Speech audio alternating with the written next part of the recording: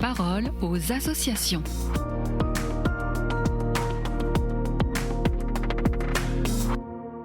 Bienvenue dans la parole aux associations. Aujourd'hui, je suis avec Marion Lesage. Bonjour Marion. Bonjour. Alors, vous dirigez les 13 établissements médico-sociaux de l'Ordre de Malte et dans le domaine du handicap ou de l'autisme, la notion d'autodétermination est une notion qui revient beaucoup, mais qui est parfois incomprise.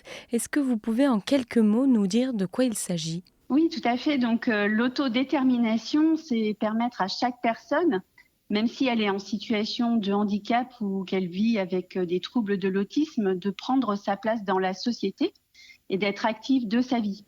Et en ce sens, l'autodétermination, elle repose pour nous sur 4 grands piliers. L'autonomie, pour exprimer ses préférences et ses choix. La confiance en soi, pour croire en sa capacité à agir sur sa propre vie. L'autorégulation, qui consiste à apprendre à analyser, à planifier, à ajuster ses actions. Et enfin, la connaissance de soi, c'est-à-dire agir en cohérence avec ses forces et ses besoins.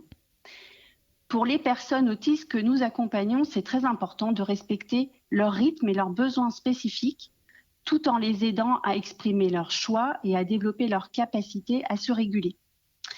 Enfin, je pense qu'il faut rappeler que l'autodétermination favorise l'inclusion, la participation à la vie sociale et l'amélioration de la qualité de vie. Elle permet à chacun de révéler son potentiel, de s'affirmer et de trouver sa place dans la société. Et alors finalement, concrètement, comment est-ce que ça se met en place dans les établissements ? Dans nos établissements, nous souhaitons que l'autodétermination soit une réalité qui soit vécue au quotidien.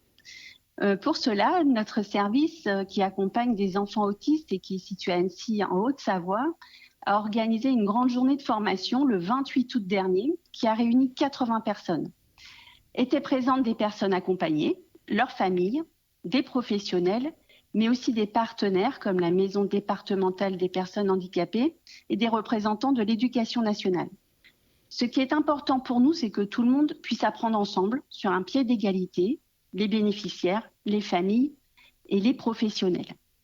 Pour réaliser cet événement, nous avons été accompagnés par un organisme spécialisé qui nous a aidés à comprendre comment soutenir l'autodétermination de façon concrète et surtout de façon dynamique. Pendant cette journée, nous avons partagé nos expériences, nos questionnements, nous avons appris à mieux écouter, à mieux accompagner. Concrètement, ça s'est traduit comment ? Par l'idée d'encourager chaque personne à exprimer ses préférences et ses choix, même les plus simples, les actions du quotidien, à les aider à comprendre et à prendre confiance en elles, à mieux se connaître, à planifier, à ajuster ses actions, mais aussi à adapter notre accompagnement aux besoins des personnes pour qu'elles puissent participer à la vie sociale, être plus autonomes, à améliorer leur qualité de vie et valoriser l'expérience des familles et des personnes accompagnées qui deviennent les expertes de leur propre vie. Mais surtout, il s'agit de travailler en équipe, dans un esprit de coopération conviviale, où chacun a sa place. Le professionnel n'est plus le seul à savoir, il devient un collaborateur, un partenaire qui accompagne la personne dans la co-construction de son projet de vie et de ses propres solutions. Ce projet, il est porté par les valeurs de l'Ordre de Malte France et il peut se résumer de la manière suivante. Ensemble, nous pouvons aller plus loin. Chaque personne a sa place au sein de notre société. Il est grand temps d'accueillir positivement la diversité et de permettre à chacun de révéler son potentiel. Eh bien, merci Marion pour ce partage et je rappelle qu'on peut avoir plus d'informations sur le site internet ordredemaltefrance.org. Je vous souhaite une très belle journée. Merci également, bonne journée.